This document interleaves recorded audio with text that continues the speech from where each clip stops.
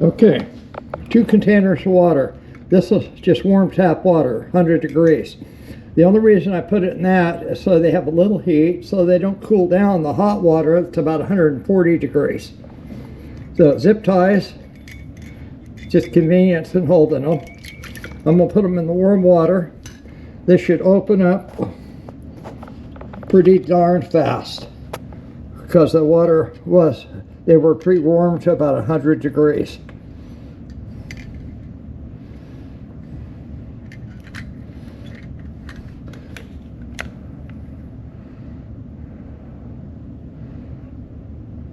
$145 water.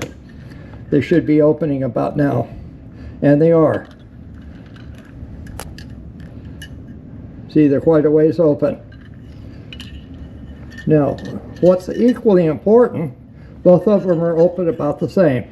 Look at that in the bottom of the cup. See the wood chips that fell out of them? The other side I had not actually taken apart and cleaned yet. I was fortunate these were not sticking open in operation. The motor was still warming up to 125, and then I see them open and close.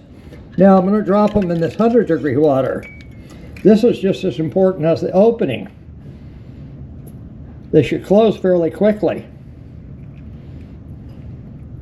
when dropped down to 100-degree temperature. I'm going to verify that temp of that water.